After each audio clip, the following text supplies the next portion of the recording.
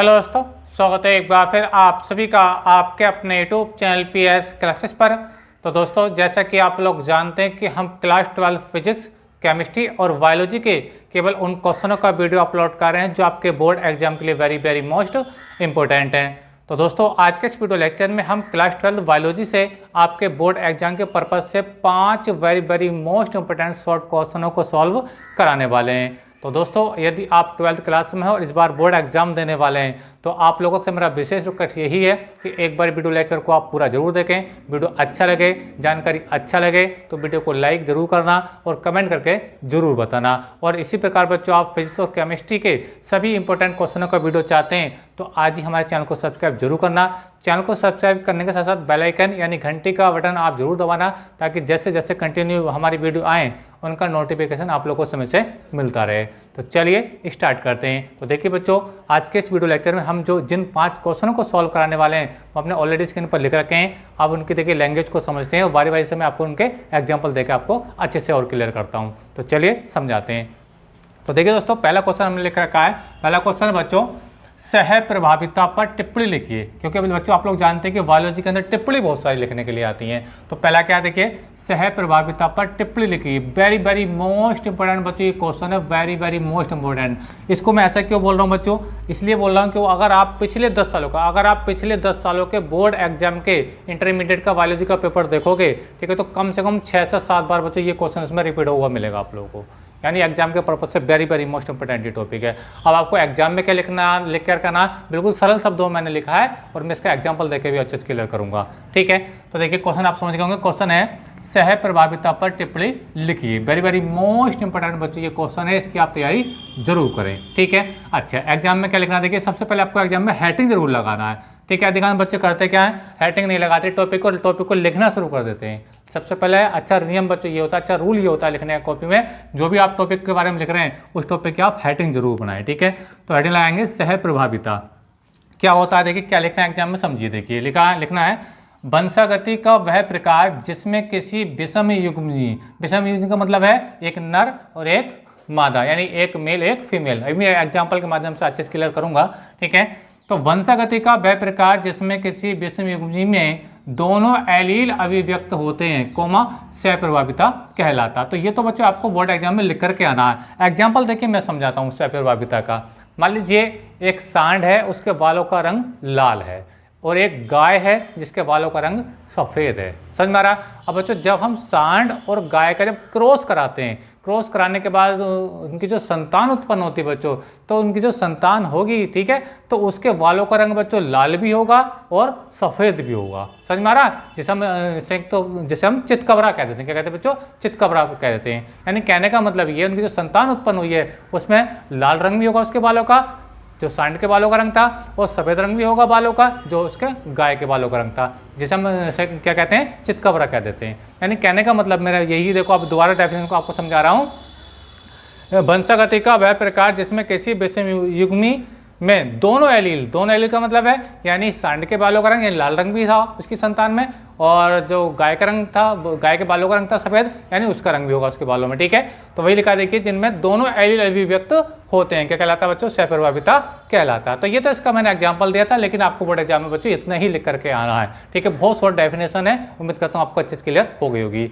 ठीक है, चलिए नेक्स्ट क्वेश्चन समझते हैं। नेक्स्ट क्वेश्चन क्या देखिए, क्वेश्चन नंबर 2 है। बहुत ज्यादा पूछा जाता है, डीएनए तथा आरएनए में कौन सी शर्करा पाई जाती है। डीएनए तथा आरएनए में कौन सी शर्करा पाई जाती है। एग्जाम में क्या लिखना है, कैसे लिख कर करना समझिए। देखिए लिखना है डीएनए में, ठीक है, डीएनए में डीऑक्सीराइबोस तथा आरएनए में राइबोस शर्करा पाई जाती है। याद रखना चीज को, डीएनए में कौन सी शर्करा बच्चों है, डीऑक्सीराइबोस, डीएनए में पाई जाती है डीऑक्सीराइबोस, और आरएनए में क्या पाई जाती है बच्चों, केवल राइबोस शर्करा पाई जाती है। समझ में आ रहा आप लोगों को मेरी बात। तो याद रखना चीज को, डीएनए में क्या बच्चों, डीऑक्सीराइबोस शर्करा पाई जाती है, जबकि आरएनए में केवल राइबोस शर्करा पाई जाती है। उम्मीद करता हूँ ये बच्चों आपको समझ में आ गई होगी। ठीक है, चलिए नेक्स्ट हम बात करते हैं बच्चों। अगला क्वेश्चन क्या है, अगला क्वेश्चन है बच्चों सेंट्रल डॉगमा पर संक्षिप्त टिप्पणी लिखिए। देखिए मैं आपको बताता टिप्पणी बहुत ज़्यादा बच्चों पूछी जाती है एग्जाम में बायोलॉजी के। ठीक है, तो दूसरी टिप्पणी के बाद क्या है, सेंट्रल डॉगमा पर संक्षिप्त टिप्पणी लिखिए। क्या लिखना है एग्जाम में वो समझिए। देखिए आपको लिखना है, आंसर लगाएंगे। देखिए डीएनए खंड पर उपस्थित, डीएनए खंड पर उपस्थित आनुवांशिक सूचनाएं, आनुवांशिक सूचनाएं, ठीक है, mRNA के माध्यम से प्रोटीन के रूप में अभिव्यक्त होती हैं। सूचनाओं के इसी एक दिशीय प्रवाह को अणु जैविकी का सिद्धांत अथवा सेंट्रल डोग्मा कहलाता है। कितना आसानी शब्द है। देखिए डेफिनेशन एक बार फिर से रिपीट करूं बच्चों, आपसे पूछा जाएगा सेंट्रल डोग्मा पर संक्षिप्त टिप्पणी लिखिए, ठीक है। यानी आपको शॉर्ट में बताना है इस टॉपिक को। क्या लिखना है, डीएनए खंड पर उपस्थित आनुवांशिक सूचनाएं mRNA के माध्यम से प्रोटीन के रूप में अभिव्यक्त होती हैं। सूचनाओं के इसी एक दिशीय प्रवाह को अणु जैविकी का सिद्धांत अथवा सेंट्रल डोग्मा कहते हैं या कहलाता है।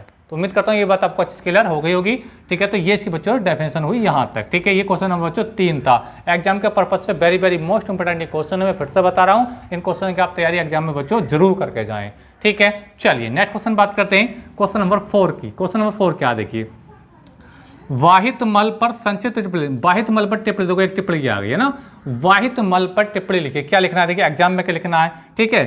देखिए हेड लगाएंगे वाहित मल, क्या लिखे, अपशिष्ट पदार्थ, यानी जो अनावश्यक पदार्थ होते हैं, ठीक है। तो अपशिष्ट पदार्थों में मल, मूत्र, कूड़ा, करकट व नगरों से बहकर आने वाला जल आदि मिलकर क्या कहलाता है बच्चों, वाहित मल कहलाता है। यानी क्या कहते, देखिए अपशिष्ट पदार्थों का मतलब होता है जो अनावश्यक पदार्थ जो बेकार पदार्थ, ठीक है, ठीक है, जिसमें क्या है आपका मलमूत्र हो गया, ठीक है, कूड़ा करकट हो गया, व नगरों से बहकर आने वाला जल हो गया, ये सब मिलकर के क्या कहलाते हैं, ये वाहित मल कहलाता है। कहलाता है बच्चों वाहित मल कहलाता है, ठीक है। तो उम्मीद करता हूँ बच्चों बहुत आसान डेफिनेशन है, आपको अच्छे से क्लियर हुई भी होगी कि वाहित मल की डेफिनेशन क्या होती है और एग्जाम में इसको आपको क्या लिख करके आना है, ठीक है। चलिए नेक्स्ट बात करेंगे बच्चों हम क्वेश्चन नंबर 5 की। क्वेश्चन नंबर 5 बच्चों सह विलुप्तता पर टिप्पणी लिखिए। देखो एक टिप्पणी आ गई, सह विलुप्तता, वेरी मोस्ट इंपोर्टेंट क्वेश्चन है बच्चों। सह विलुप्तता क्या होती है, देखिए समझाते हैं आप लोगों को। तो हेडिंग लगाएंगे सह विलुप्तता। अच्छा क्या लिखना है, देखिए एग्जाम में देखिए आपको लिखना है जब कोई जाति विलुप्त होती है, विलुप्त होने का मतलब नष्ट होती है, गायब होती है, ठीक है। तो जब कोई जाति विलुप्त होती है तब उस पर आश्रित अन्य जाति, आश्रित मतलब उस पर निर्भर करने वाली दूसरी जातियां, ठीक है, क्या होती हैं, क्या होती है, विलुप्त होने लगती हैं, ठीक है। इसे ही क्या कहते हैं बच्चों, सह विलुप्तता कहते हैं। एक बार फिर से रिपीट कर रहा हूँ, एग्जाम्पल देके भी समझाऊंगा। एक बार फिर से देखिए बात को समझें, आपको हेडिंग लगाना सह विलुप्तता। देखिए जब कोई जाति विलुप्त होती है, विलुप्त होने का मतलब बच्चों गायब होना, नष्ट होना, ठीक है, तो उस पर आश्रित अन्य जाति यानी उस पर डिपेंड करने वाली दूसरी जातियां, दूसरे जीव जंतु, ठीक है, क्या वो भी क्या होते हैं बच्चों, वो भी क्या होते हैं, विलुप्त होने लगते हैं, ठीक है। क्या कहलाता है, इसे क्या बच्चों हम क्या बोलते हैं, इसे ही सह विलुप्तता कहते हैं। एग्जाम्पल समझिए, मान लीजिए देखिए, मान लीजिए जो पशु होते हैं क्या खाते हैं, वो बच्चों ज़्यादातर हरी घास खाते हैं, ठीक है, कहते हैं घास खाते हैं, ठीक है, हरा चारा खाते हैं पशु, ठीक है। अगर मान लीजिए अगर पृथ्वी से हरी घास यानी जो चारा है, हरा चारा वो खत्म हो जाए तो पशु तो क्या खाएंगे, पशु तो भूखे मर जाएंगे। समझ में आ रहा है आप लोग, ज़्यादातर जो पशु होते हैं सब हरा चारा ही खाते हैं, और पृथ्वी पर हरा चारा ही समाप्त हो जाए यानी वो विलुप्त हो जाए तो पशु को खाने के लिए कुछ नहीं मिल पाएगा, और नहीं मिल पाया तो वो नहीं मिल पाएगा तो वो ज़्यादातर लंबे समय तक जीवित नहीं रह पाएंगे, वो भी क्या हो जाएंगे, विलुप्त हो जाएंगे। समझ में आ रहा है, तो इसी को बोलते हैं बच्चों सह विलुप्तता। एक बार फिर से रिपीट करूँ, देखो जब कोई जाति विलुप्त होती है, जैसे मैंने कहा ना कि हरा चारा नष्ट हो गया पृथ्वी से, ठीक है, तो उस पर आश्रित अन्य जातियां जो पशु होते हैं, जो जीव जंतु है ना, जो पशु तो क्या हो चारा ही तो खाते हैं, हरी घास ही तो खाते हैं। अब हरी घास क्या होगी, विलुप्त हो रही है, तो उस पर डिपेंड करने वाले जो पशु हैं तो वो भी तो, उन्हें भी तो चारा चाहिए, और चारा है नहीं पृथ्वी पर, तो वो क्या खाएंगे, तो वो भी क्या होंगे बच्चों, भूख से मरने लगेंगे, ठीक है। तो जाति भी क्या होती है बच्चों, विलुप्त होने लगती हैं, इसे क्या बोलते हैं बच्चों, हम सह विलुप्तता कहते हैं। दूसरा एग्जांपल एक मैं आप समझाता हूँ, जैसे मान लीजिए समुद्र की बात करते हैं। समुद्र में क्या होता है, जो बड़ी बड़ी मछलियाँ होती हैं ना, बड़ी बड़ी मछलियाँ, वो छोटी छोटी मछलियों का शिकार करती है अपना पेट भरने के लिए, ठीक है। और बच्चों इसी प्रकार अगर समुद्र से मान लीजिए अगर छोटी मछलियाँ समुद्र से खत्म ही हो जाएँ तो फिर बड़ी मछलियाँ क्या खाएंगी, समझा, उनको भी भूख पेट भरने के लिए कुछ चाहिए। अब छोटी मछलियाँ उसके अंदर है नहीं तो वो भी भूख से मरेंगी, तो वो भी क्या हो जाएंगी बच्चों, वो भी क्या हो जाएंगी, विलुप्त हो जाएंगी। छोटी मछलियाँ विलुप्त हुई उनके, लेकिन अब फिर बड़ी मछली को खाने के लिए छोटी मछली तो मिल नहीं पा रही है, तो वो भी क्या हो जाएगी, विलुप्त हो जाएगी, वो भी गायब हो जाएगी, ठीक है, यानी भूख से वो भी मरने लगेंगी। तो इसी को बोला जाता है बच्चों सह विलुप्तता। तो उम्मीद करता हूँ बच्चों ये बात आपको अच्छे से क्लियर हो गई होगी, ठीक है। तो आज के इस वीडियो लेक्चर में बच्चों हमने 12th क्लास बायोलॉजी से बोर्ड एग्जाम के पर्पज से 5 very most important short question को डिस्कस किया। उम्मीद करता हूं बच्चों आपको जानकारी अच्छी लगी होगी, और वीडियो बनाने में कोई गलती हुई तो माफ़ करना, ठीक है। और एक बार मैं आपसे जरूर कहना चाहूँगा कि आप मैं जो भी क्वेश्चनों का मैं वीडियो अपलोड कर रहा हूँ वो 12th क्लास फिजिक्स केमिस्ट्री और बायोलॉजी का, वो आपके बोर्ड एग्जाम के पर्पज से वेरी मोस्ट इंपॉर्टेंट सिलेबस है। आप उसकी एक बार तैयारी जरूर करें। तो वीडियो लेक्चर कैसा लगा कमेंट करके जरूर बताइए। चाहे तो आप स्क्रीनशॉट ले लीजिए, अपने नोट्स में कॉपी कर लीजिए। मिलेंगे नेक्स्ट वीडियो में किसी नेक्स्ट टॉपिक के साथ। तब तक के लिए धन्यवाद। Best of luck.